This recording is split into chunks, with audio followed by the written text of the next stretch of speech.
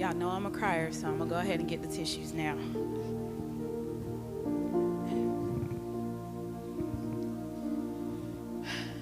Good morning, everyone. So, my walk with God hasn't always been the smoothest, and that is okay. One thing that I learned about myself at an early age is that I was a lover. I loved to be loved and love people. But not growing up in church or having like that spiritual guidance at an early age, I just felt like anytime I was in the world, people should love the way I loved. At an early age, I experienced sexual assault, and it changed how my life progressed. The enemy used that love that I have for people against me. And I didn't know what was going on, or there was a lot of chaos in my life. It wasn't until I started going to church with friends where I actually understood or knew who Jesus was. And it wasn't until later on in life when I actually found that personal relationship with him. See, at 19, I was out in them streets. I'm going to keep it 100. I was out in them streets and experienced more trauma. In the military, I just felt like as long as I was a good person, people should be good to me. That wasn't it. And I was constantly searching. I felt so much of a void. I was like, there's something missing. And I knew who God was, but the way he was introduced to me was like, you come to church on Sunday. It's okay, Maverick. You come to church on Sunday, you have it here, you go out into the world, and as long as you're a good person, that's okay. I gave my life to God, read the Bible. I was like, okay, I know a little bit of something. It wasn't until I went to Germany where my faith was tested, but even before then, at an early age at 21, I found my first church home in Florida. And that is when the true, authentic relationship with God began.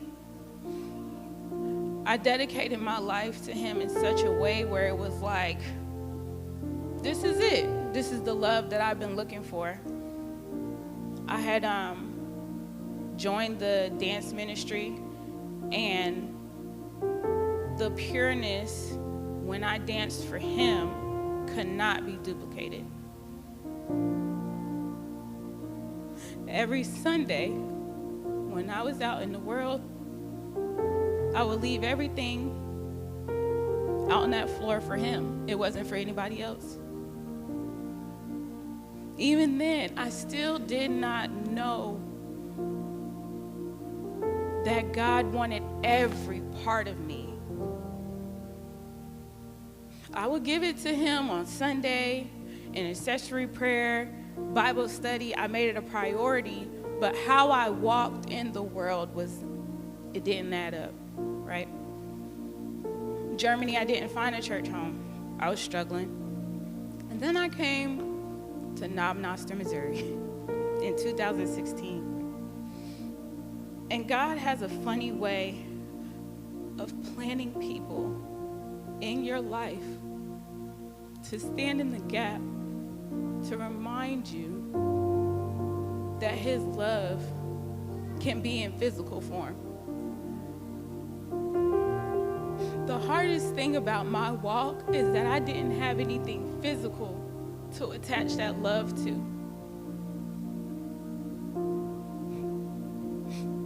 And I've come here before for Bible study.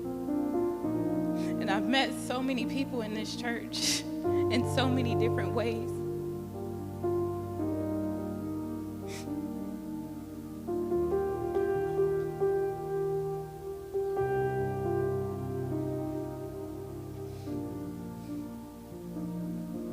I've been let down by my own definition of what love was.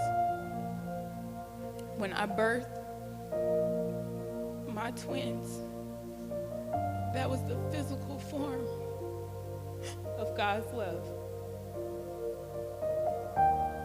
And I dedicated my life to making sure that they knew who God is. Not just for them, but for myself.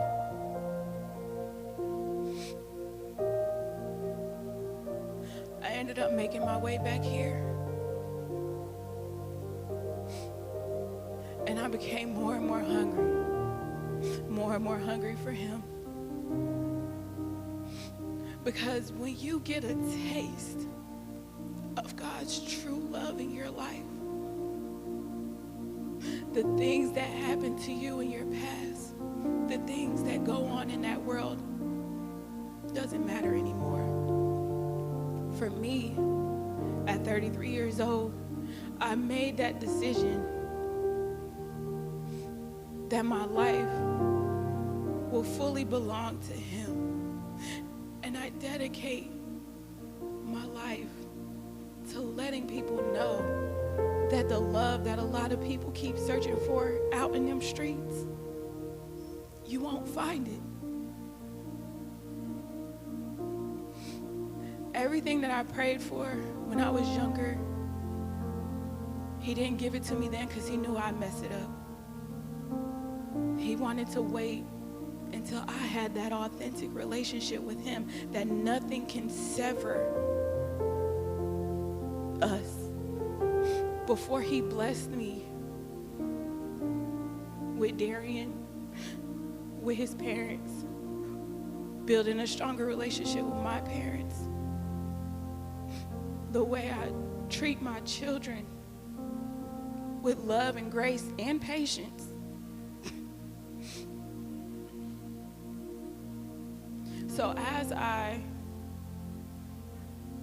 planted my feet here, I surrendered more and more and more.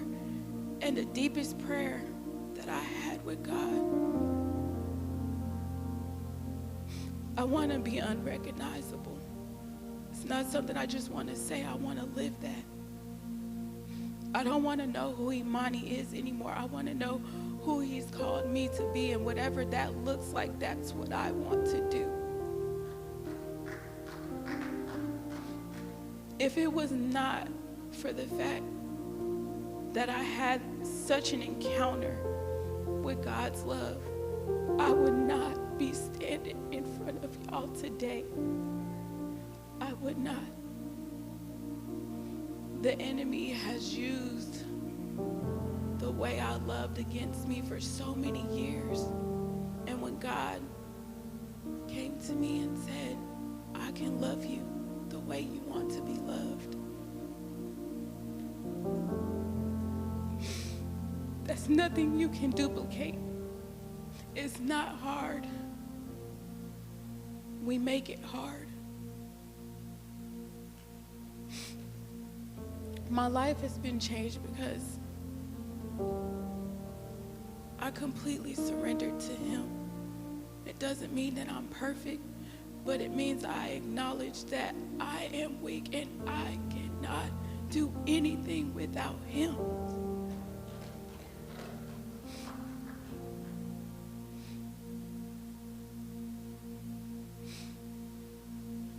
I've impacted so many lives in my family just by believing that and walking in that.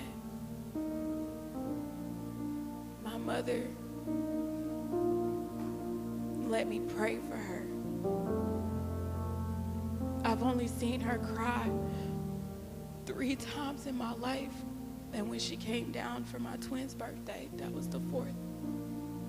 Because there was such a peace when I prayed over her. She couldn't find that. So I stand before y'all today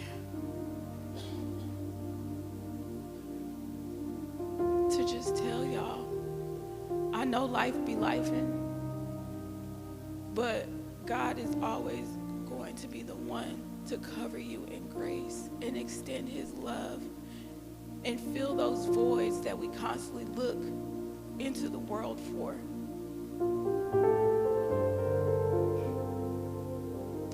I just love how beautiful our story is, God. Most of y'all that are here that come often know I'm the crier. I'm so sensitive because I know what life would have been like had I not had him at the center. So I just thank you for allowing me to share my story of how beautiful and how pure God's love is, and how I will not allow anything in this world to take that, because I know what it's like when it was tainted. Thank you.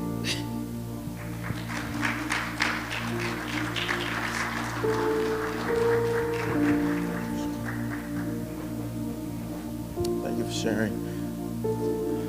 My turn. So like she said, life be lifing, right? But God be God. Hear me out. 2013 about.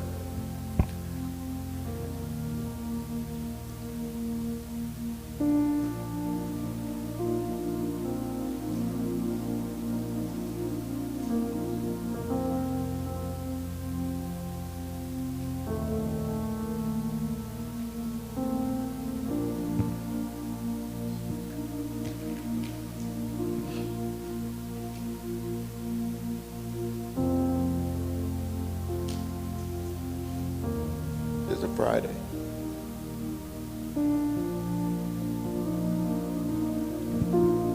Long week of work. Y'all know how that is, right? Long week of work. So, when my friends came over, sat around, played PlayStation, drinking a lot. Got drunk October 4th, Friday, 2013. So my boy came over, we was drinking, had a good time, so we thought. And I got very, very drunk. And the last thing I remember, Tiffany, is walking to the bar.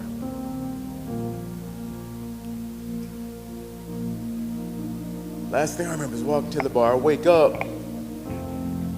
My mom is here, right? Remember, last thing I remember is walking to the bar. I wake up, my mom is on one side.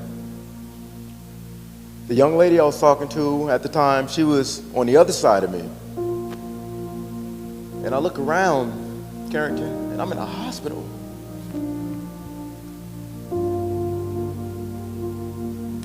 So much is going through my mind, right? Mom, how did you get here so quick? Why am I in the hospital? And why does my head hurt so bad? Story goes, we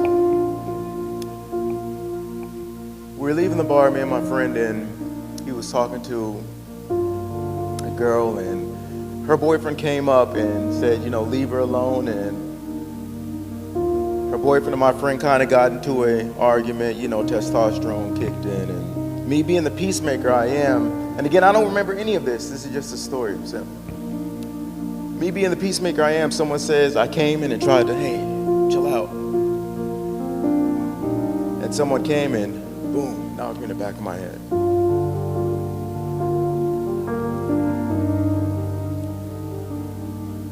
It was one of his friends, of the guy who was arguing with my friend. One of his friends came, hit me in the back of my head, hit the ground. If you all know anything about fights, bar fights, anything, whoever hits that ground, sucks. 7 or 8 guys came.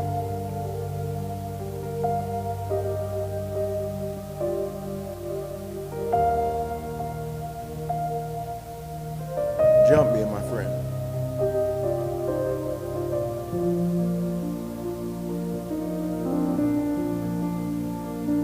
And it's unfortunate, I tell people, it's unfortunate it happened. Unfortunately, it happened, but fortunately, it happened. Because I knew I shouldn't have been there. I knew I had a calling on my life. But let's be real, we try to walk away from that calling. Your feet are not fast enough to walk away from God.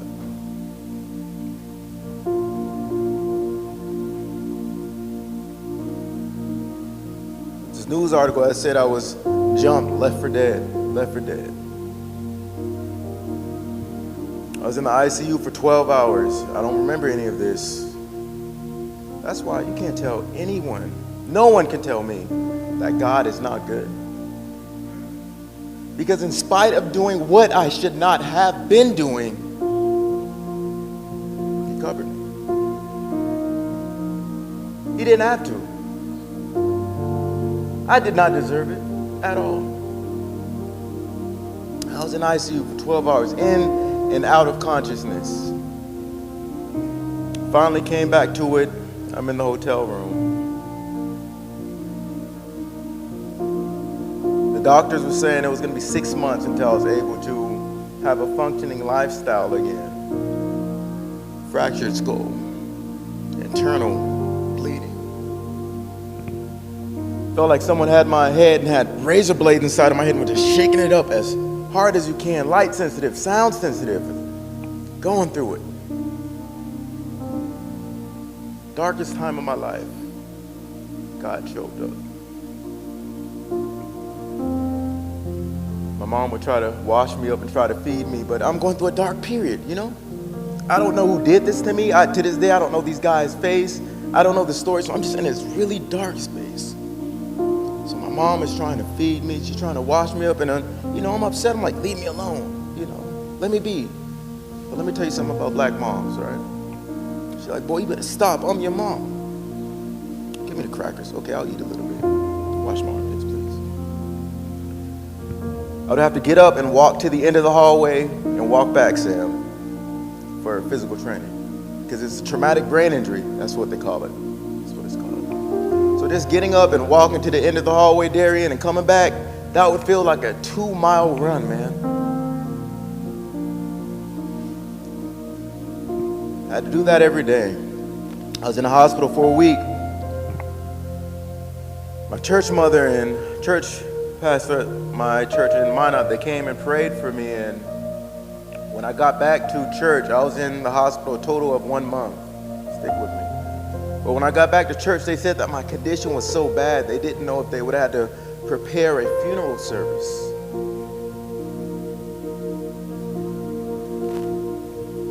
But God. In Minot for a week, flew me out to a Mayo Clinic in Minnesota. Airplane, me, my mom, nurse, pilot, that's it. So I'm there for 3 weeks, still in this dark time. My mom would come.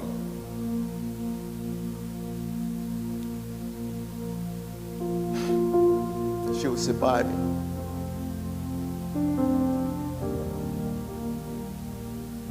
I wouldn't even acknowledge her.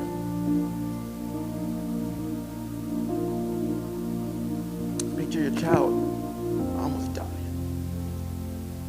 You're not talking. So like I said, dark time of my life. I'm in the hospital. I had to be there for 3 weeks. Me and God. Why me? Why me? I'm a peacemaker. I don't give people a hard time. I like to joke, chill, but why me? And He said, why not you?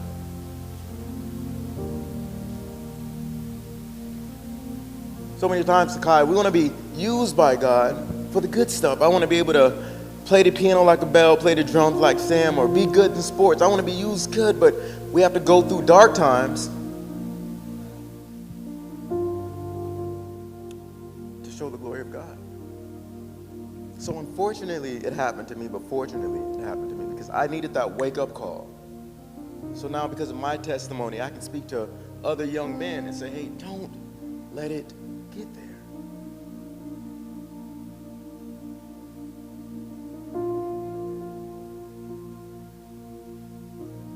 While there in the hospital, I was eating lunch the second week. And I'm realizing I don't really taste this.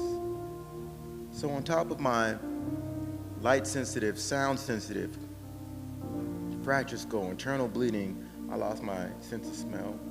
I lost my sense of taste. And remember, this happened in October. So 3 weeks later, I'm rolling into November. Thanksgiving is coming up, and I'm thinking in my head, I can't even enjoy the Thanksgiving food when I get home because I can't taste it. But I need to be happy. I'm still living. Isn't it crazy how we let our condition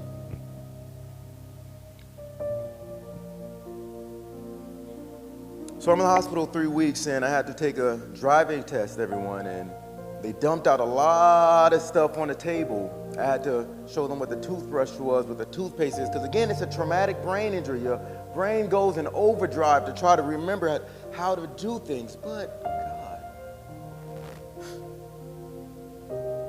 I had to make toast for them, brush my teeth, show them I could do this, and in my mind, I'm like, wow, I'm okay. It was easy to me. That's because it was God. The nurses were saying that if someone would have told them that I got jumped, left for dead, 3-4 weeks ago, that no one would have believed it because my condition was so well that they couldn't tell. I had to take a memory test and say my words, numbers from front to back, then back to front. And the nurse would give me, hey Sophie, and the nurse would give me a lot of numbers to spit out. She said within her 20-something years doing it, no one has ever perfected it. Listen, God is a God of perfection. She said no one has ever perfected this like I did. So my thing is, if you just give me a small opportunity to talk about God, I'm going to bust that door wide open. So when she said that, that allowed me to share my testimony. Hey, it's all God. It's none of me. Like she was saying, none of me. I picture when I was getting beat up, I don't remember any of this. God just wrapping his arms around me, saying, I got you. It's tough because we know that we deserve bad. We know that we deserve the worst. But we say that because of we. Well, God had me because I put my faith in Jesus. My ultimate faith was in him. He saw me through. He healed me. He delivered me. Before leaving the hospital, I had to take a driver's test. They said, all right, Sergeant Brody, you have to take a driver's test before you leave to show that, hey, you can still drive on the road. I'm like, I need to leave this hospital. Got in, got my Fast and the Furious on, drove up the highway, drove back to the hospital, conference call with my leadership back in Minot, because again, I'm in Minnesota. Conference call with the nurses, my leadership, doctors, my mom, everyone. And what more beautiful time is it to talk about God on the conference call? Y'all ain't going nowhere. Y'all ain't going to hang up. How do you feel? Oh, I feel good. God is good. God has healed me.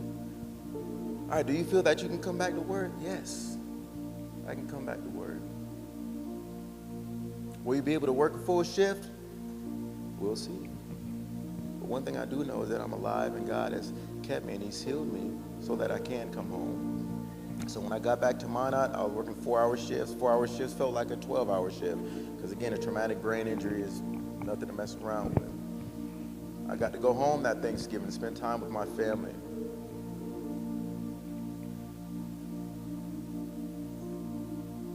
Best Thanksgiving ever. Because I realized I shouldn't have been there.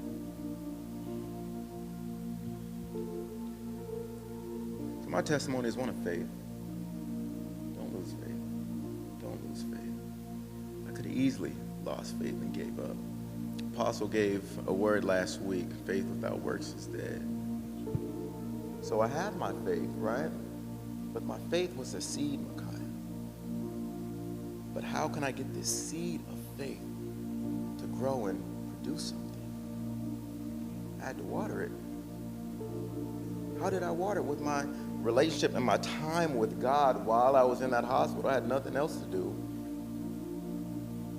So on top of the faith, I had to water it with my time with God. I had to show him that, hey, I really do want this. I really do want you. Thank you. Before you lose all faith, just add a little bit more, Abel. Before you lose all faith, just add a little bit more. Before you lose all your faith, just keep adding a little bit more and watch what God does. It's my testimony. It's about faith, love, and God just being God, looking out for his children. Amen.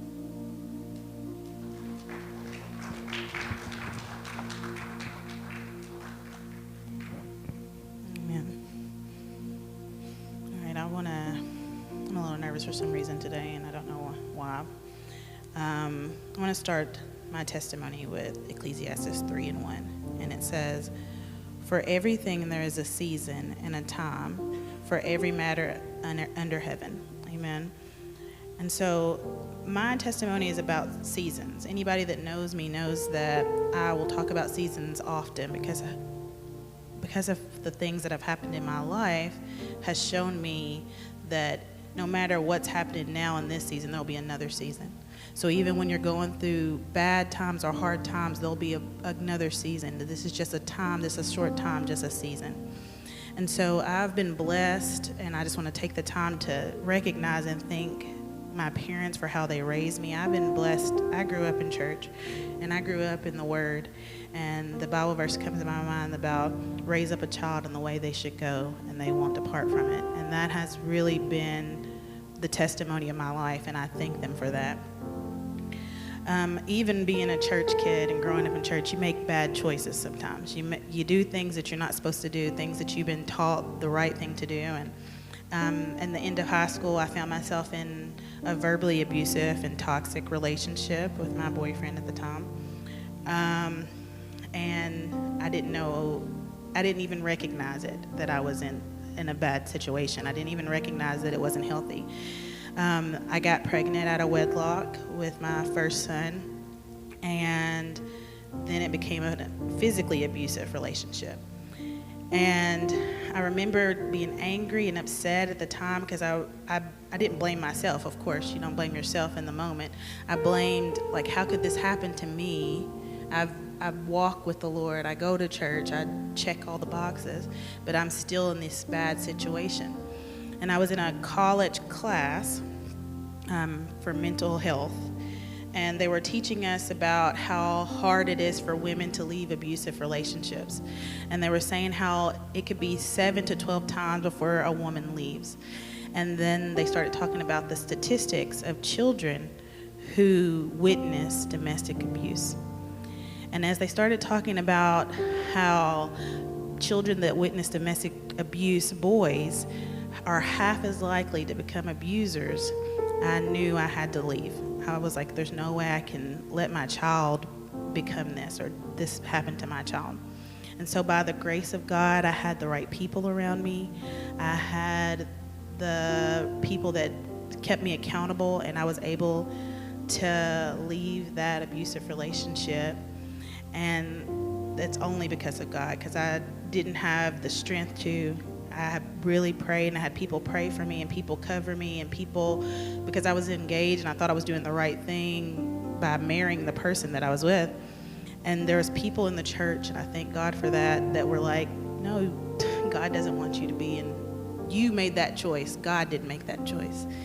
And I thank God for that. And then after getting out of that abusive relationship, I met Mr. Ernest. And I'm going to be honest, I thank God. I know this is going to sound weird, and a few times in my testimony I'll thank him for some really bad things, but I thank God for the bad relationship that I was in, because I was able to see how good he was. I would have never been able to really understand the little things that he did, or the positive things, or the healthy things that he did, if I didn't know what was bad. And so I thank God for that.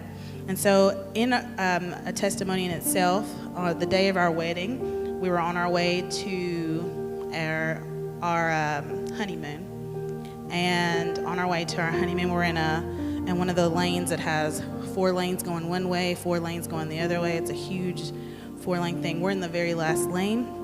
A car ran a red light, T-boned us all the way in the very last lane. And so totaled our car the night of our honeymoon, the night of our wedding. And even in that time, we had people that came to us, and when we went to the hospital, when we didn't get to go to our honeymoon, and his granddad actually came and gave us a word and said, what kind of plans does God have for your marriage that the enemy would want to attack you today?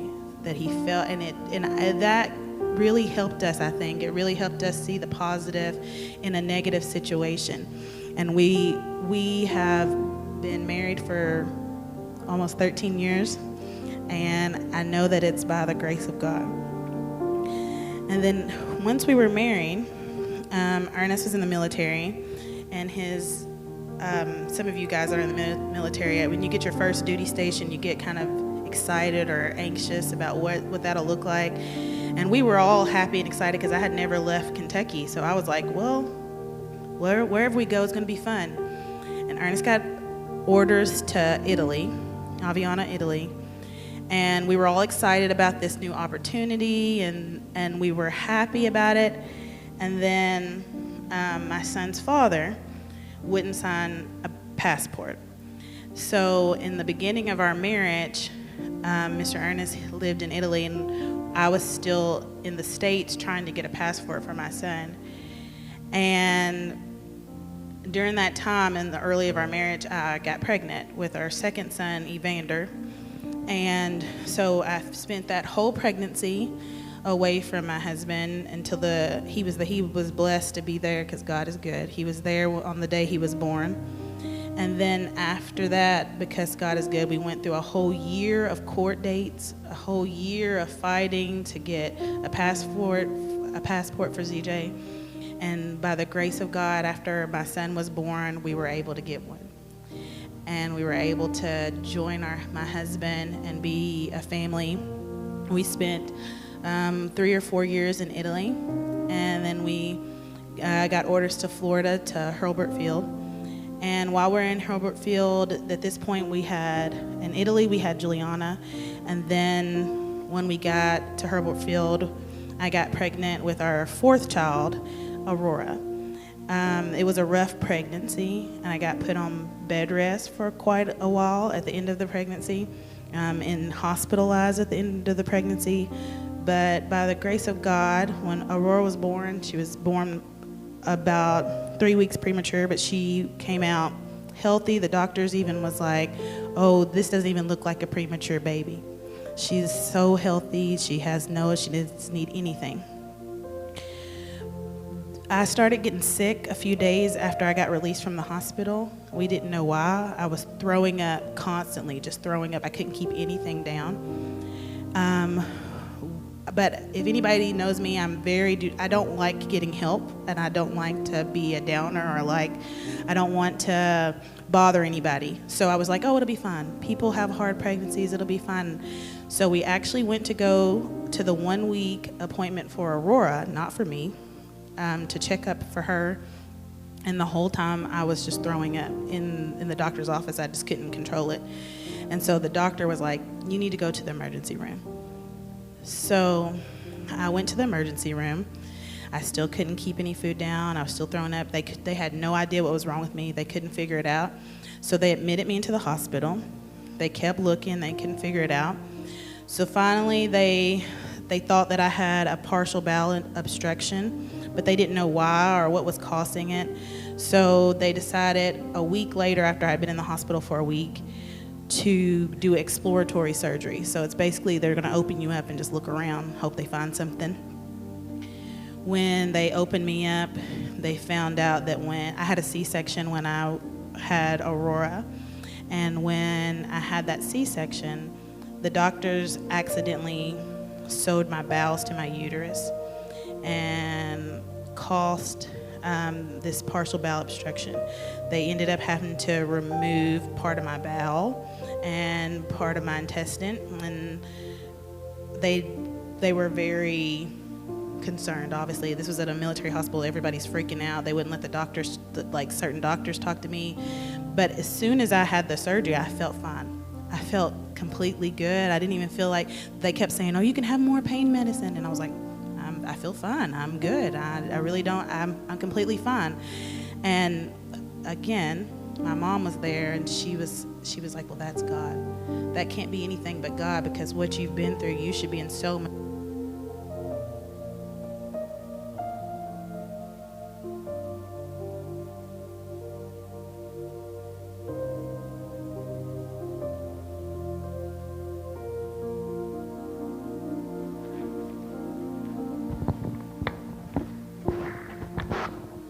Okay, they said that I should be in a lot more pain, and I thank God I wasn't in a lot more pain. I've had a lot of issues from that situation, but I've been blessed that it wasn't even a month later, I joined a stroller running group and was living my life, and I thank God for that. And so after that situation, which I'm blessed now in hindsight, I can see that God was really, his hand was.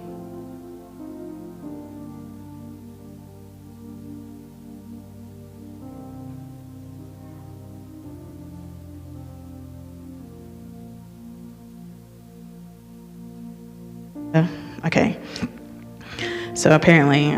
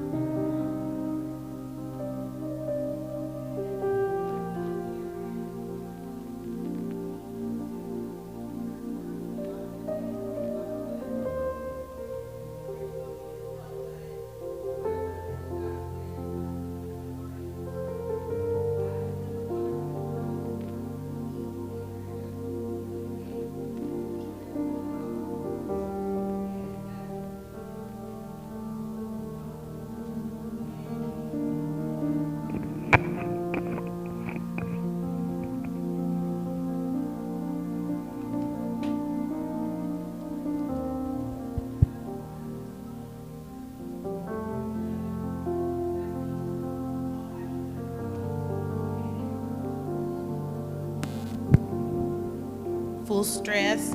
And as I panicked and as I stressed, the other guy had called 911, thankfully. I'm backtrack a little. When the guy that pulled me, the dock worker, he tried to pull me out of the water, but he couldn't. He couldn't pull me out by himself. And a stranger from nowhere, still to this day, no one knows who that stranger was. The police never talked to him. No one else ever saw him, just me and the guy that was there and the kids. He had a dog that stayed with the kids, and this guy and the guy, the dock worker, pulled me out of the water. By that time, the ambulance got there, and they started a search for my son. I don't know who had my phone, but somebody had called my husband for me, and I was trying to explain to him what was happening. He didn't. There's no way he could understand what I was saying. He just got there. I don't know even how he knew where to go. It was several minutes. They couldn't find him. They finally found him. And because of how I grew up, because I knew the Lord, I started to pray. I started to sing. I just knew that because they had found him and got him out of the water, and they kept saying, yes, it's been a lot of minutes, but it was cold. The water was cold. This was November. And they were like, because the water's cold, he has a chance. He still has a chance. So they wanted to take me to the hospital, but in Oklahoma, they were going to take him to a children's hospital and take me to a whole separate hospital. And so I didn't want to do that. And so I signed papers that said that they could just take me to the children's hospital and I wouldn't be seen or whatever. We get there, and they tried to save my son's life. And unfortunately, he passed. He didn't make it. He was the light of our family. He was the sweetest spirit, the sweetest person. He loved unconditionally.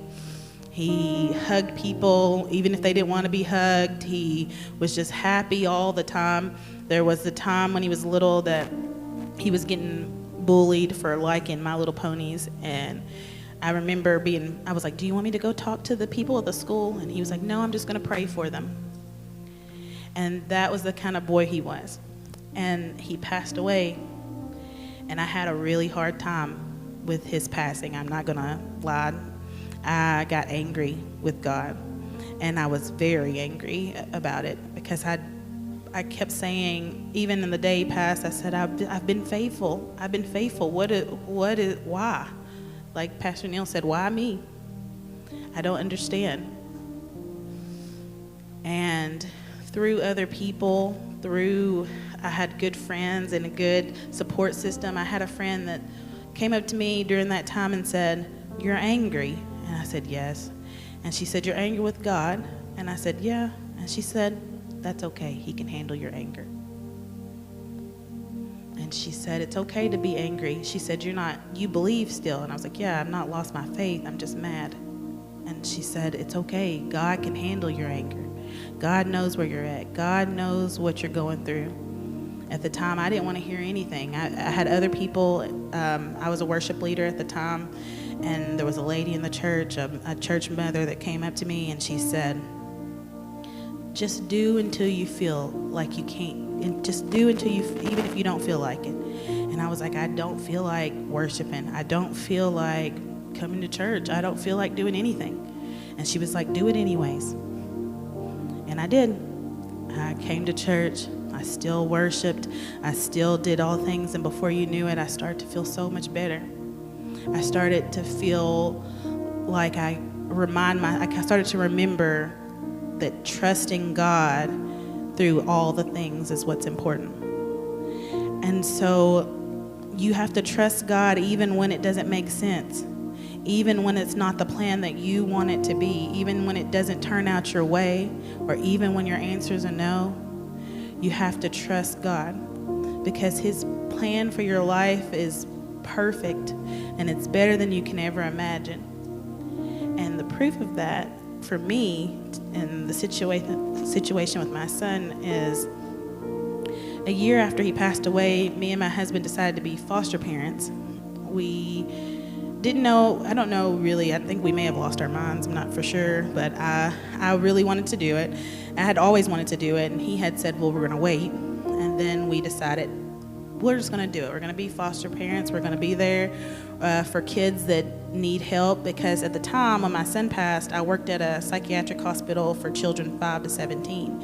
And I would go to work and I would see these kids that were trying to commit suicide, or that were just didn't like life, or had these abusive situations, and I just think I lost a child who he had everything. We made sure our children were blessed and were taken care of, and I was like, and we can do that for other children. So we decided to become foster parents. Before we were even licensed, we got a call and asked if we could take in 2 boys. And we decided, we'll take them in. We had a rush. They rushed our certification to be foster parents. They did it. It's supposed to take months, and it took like 2 days. They had a bunch of people come and get us certified to be foster parents, so we could take in these two little brothers. So I was thankful because we were able to fill a room that was empty, and it brought me joy. And we took in these 2 little boys, and they were just a lot of work, but a lot of fun. They were so happy, and they brought joy back to our lives. And we were just so thankful for them. Our family was thankful for them. They started to acclimate very quickly.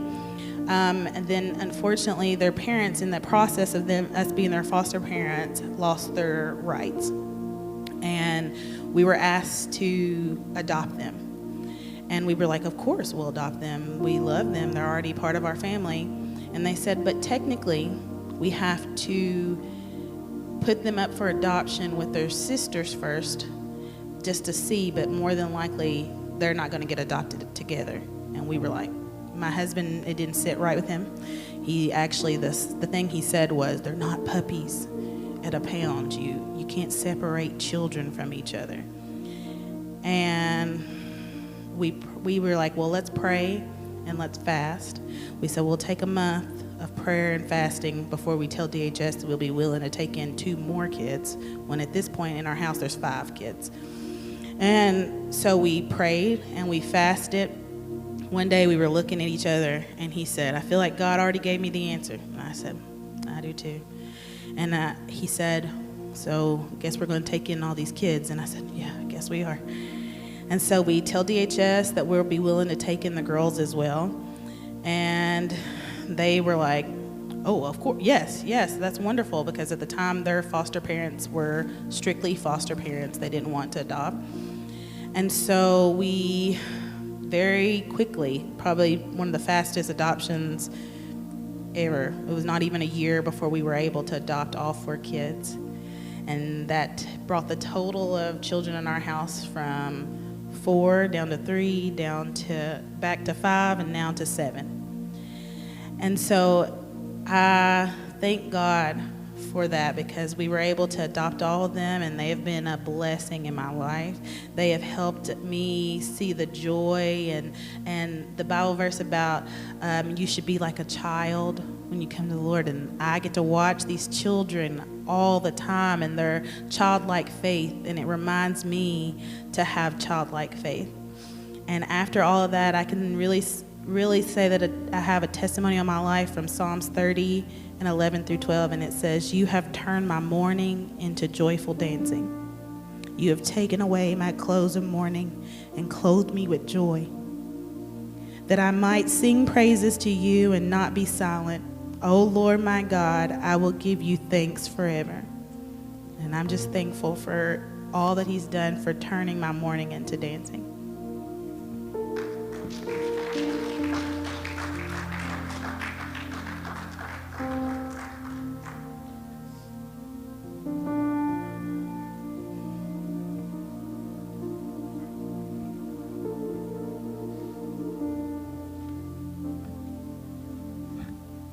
My name is Jerome Robinson. I'm from New York, and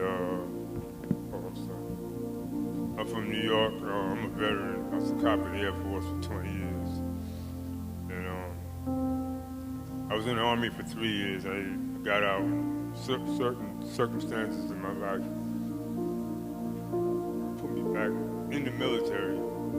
And I was born and raised in the church. You know, Bible study, you know, church service, you know. I come from old school parents in the 50s and 60s, so, you know, it was spare the rod. My mother spared the rod. Spoiled a child, so, you know, I come from a stable household. You know, we grew up in the projects, you know, we grew up in the hood, but, you know, it was clean and respectable, you know. And, you know, church was mandatory. Going to church, Sunday school was mandatory. You couldn't tell my mother or father that, you know, about you're not going to go to church. You know, they didn't want to hear that. And so, anyway, I joined the Army, came out, did my 3 years and got out. And I was working for this franchise supermarket. It was run by the Italians, which really, and I'm not stereotyping anybody though, but it was run by the mafia. It was run by the mafia, and they had different franchise stores all over New York, Bronx and Brooklyn, and I think some in Queens. And you know the lifestyle that the Italians live. You know, I'm just keeping it real. You know, it was run by the mob.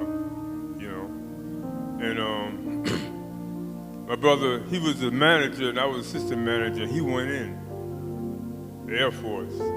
So Mike Licio, that was his name. He made me the manager of the store, and I had a hustle. You know, he wasn't paying me enough. So I had to get me a hustle. I wasn't selling no drugs because, you know, I didn't believe in selling death. You know, a lot of people die from selling drugs. You know, drug dealers get killed in a minute. You know, so I had a hustle. I was selling stuff out the store. I had customers all over different parts of New York, Brooklyn, Queens, not Long Island, because Long Island was too far. I had people calling my house 3 or 4 o'clock in the morning, wanting cases of beer and everything. And cigarettes, cartons of cigarettes. You know, I had a hustle. I was getting paid $93 a week. And I said, I'm gonna make me some money. I said, I'm gonna sell some stuff out the store. And somehow the word in the street was my boss found out about it. So he sat me in the car, in the station wagon. He was a school teacher. He sat me in the station wagon. He talked to me. He said, Jerry, I know what you're doing. You need to stop. You know. So basically, he ran it down to me. Basically, what he was telling me that he could kill me in so many words. He could kill me if he wanted to. That's basically what he told me. He could kill me if he wanted to. So he you know, I stopped, I chilled for a while, then I started selling again. Selling stuff out the store. I chilled for like maybe a month. And so then I went back to doing what I was doing illegally, and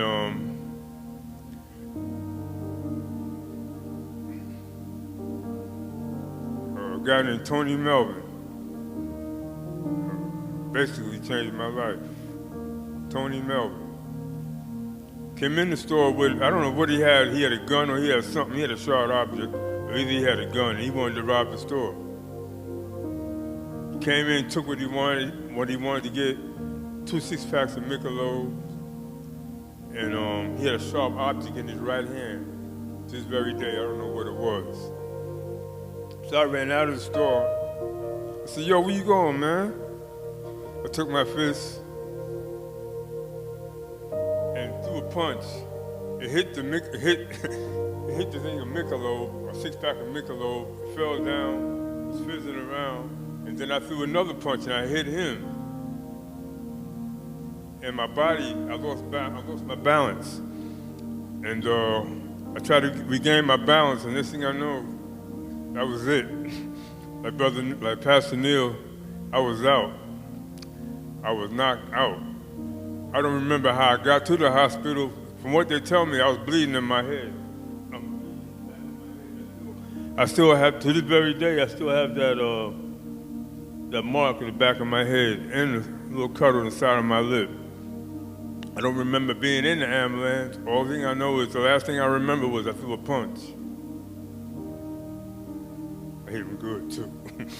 But that's nothing to brag about. I threw a punch and I was out. And I got to the hospital. The ambulance came and everything. Like I said, I don't remember being in the ambulance. Last thing I remember was I threw a punch and that was it. And let's see. Yeah, the doctor gave me some smelling salts. It was a doctor and there was a lady. And it was my father standing over the top of me while I was laying on the table. And I said, "Doc,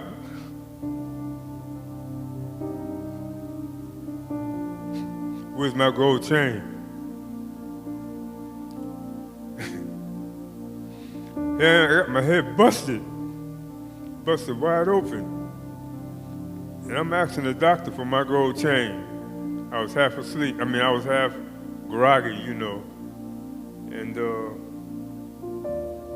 I was more interested in my gold chain than my head being busted. And that was the last thing I remember. And they brought me out of the hospital. I was in the hospital for like 2 days. And I was a basketball playground legend. They called me Magic. That was, I played in the summer leagues and stuff. And, I had a style reminiscent of Magic Johnson. So that was my street name, Magic. But anyway, my mother, she was worried and upset, and she's smoking a cigarette before she go to work. Why you let him take the mother effing money? Why you let him take the mother effing money, huh? And I had to listen to that every morning for about a week. And my father, he said, son, all I need to do is make one phone call. He'll be gone. I said, no, Pop, don't do that. And I had people coming in the store. I went back to work, and I had people coming in the store, actually wanting to kill him, I said, nah, y'all need to chill, because my mother, on Tuesdays, she goes shopping. And on a good day, when it's nice, she'll walk up to the supermarket and get a taxi back. And you know how it is. You retaliate. You know how it is back in the streets. You retaliate on somebody's mother or somebody's father or somebody's brother. So I said, no, y'all just chill.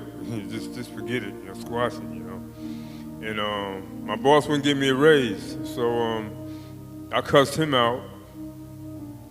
And I threw in the back room of the storage where they keep the bottles, a beer and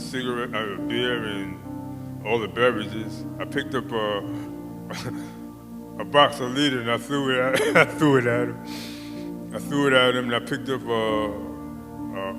I think it was a Sprite, a large bottle of Sprite, and I threw it against the door. And I said, "Mother, F you, I'm going out, I'm leaving."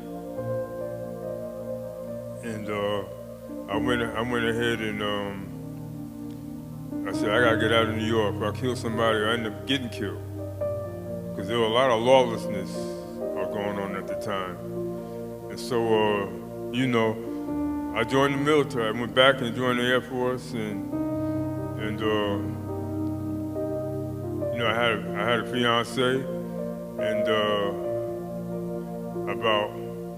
I was stationed in Korea. I got orders to Korea. I was stationed at Castle Air Force Base, and I got orders to Korea. And I'm going to give you a scripture that applies to what I'm talking about after I finish. I got orders to Korea, and I said, I don't want to go to Korea. So why I got orders to Korea? I said, I don't know, I can't even speak Korean, I said, I don't want to go to Korea, I said, I don't want to be out there with them Koreans, I don't like Koreans, I was just going off, And they were telling me, you can get a lot of gear if you go to Korea, man. You can get a lot of gear. You can get this, you get Gucci, you can get this, you get that. I said, man, I don't want to go to no Korea. And I went to Korea, not wanting to go, but I went.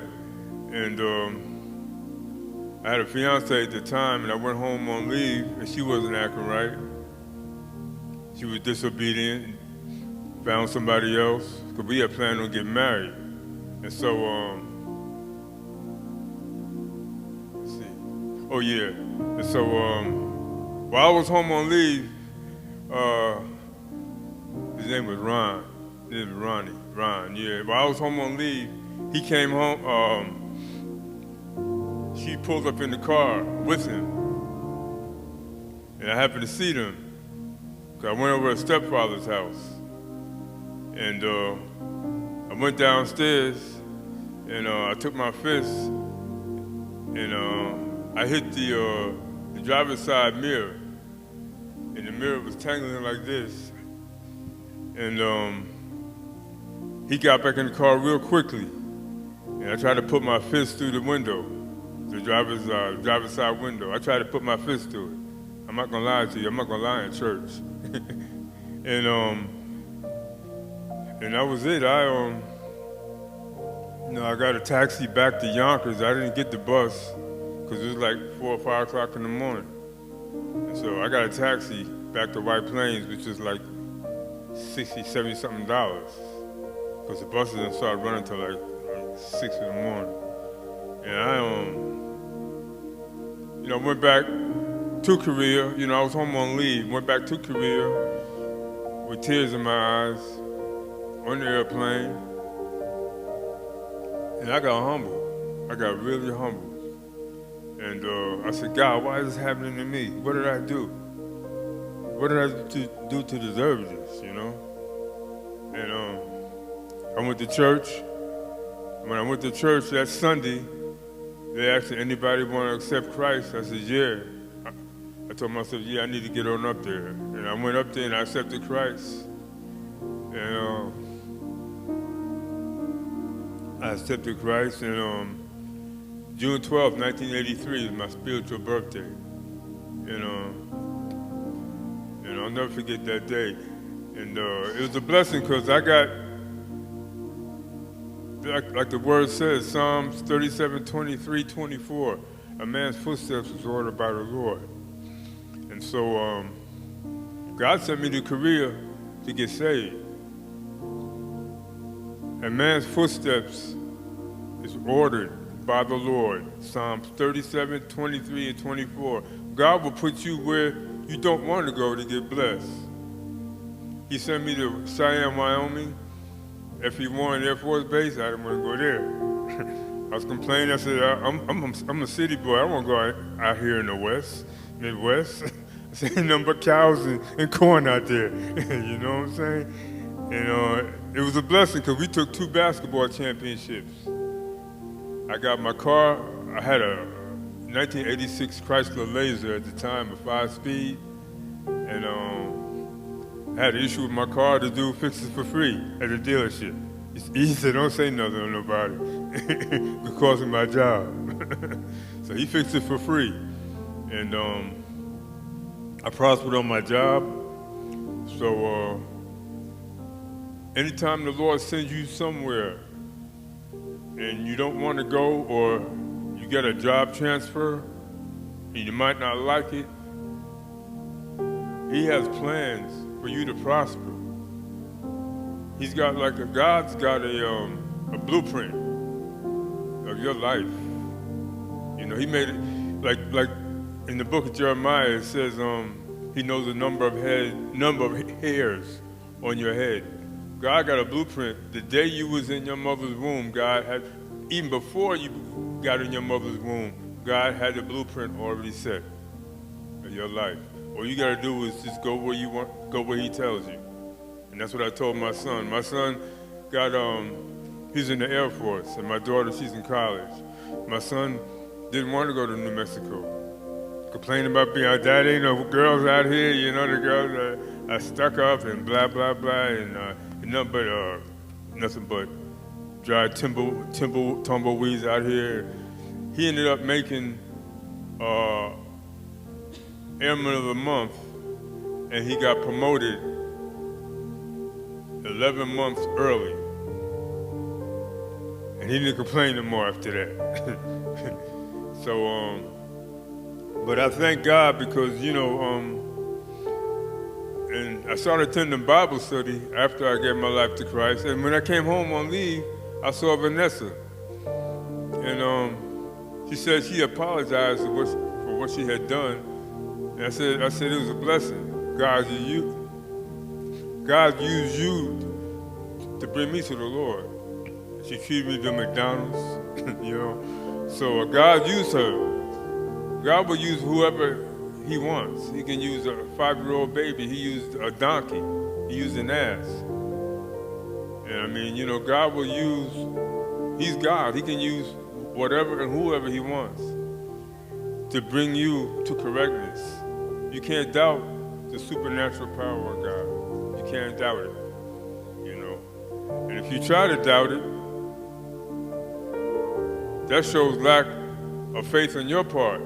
Because it's not God that loses faith, it's we that lose faith, you know. So I just want to thank God for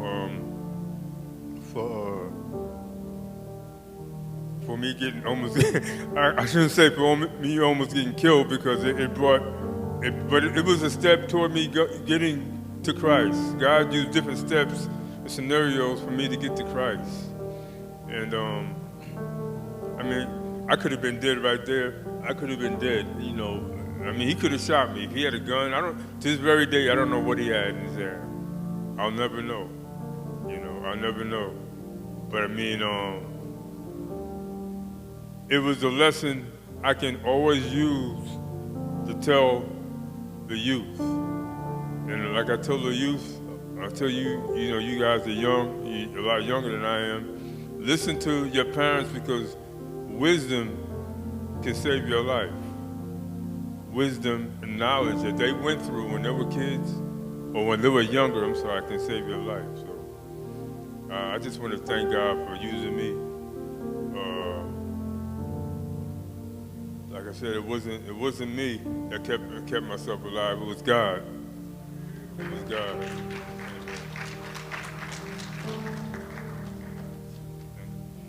Amen. Praise God. Thankful for all the testimonies. I just want to say how cool God is, right? So I was wrestling with, you know, not wanting to prolong the time and all the things, but I just wanted to admonish the children, the youth, the teens, or young adults even. And so even if I didn't get up here and do what God told me to do, he said it at the end of his testimony. So God is cool, right? That's just how he works. But to admonish the kids really quick, because you're here and listening to your parents, your spiritual parents, your aunts and uncles tell their testimonies, you know, a lot of times we look at our parents and adults and it's like, they don't know what they're talking about. Because I did the same thing, right? We all do it. Or, you know, they just want to make my life hard. They want to make my life miserable, that type of stuff. But even God has boundaries, right? And those boundaries are to keep you safe. So the rules and certain things we let you do, don't let you do, it's all to keep you safe, you know? And then please listen. That's my admonishment. Please listen. Because the things that, you know, some of us have had to go through, we don't want you to go through that. And so if we can hopefully help you avoid those pitfalls, that's what we're here for. You know, ultimately our first ministry as parents and you know, adults that God has placed in your lives is you know, children, the most important thing. And so I love you guys. I love teaching you all. I love spending time with you all. And I just want you guys to listen. You know, you may not always do. We still make mistakes, but you're here and listening to the testimonies of today. And so I thank God for you all, and I'll hand it over to Pastor.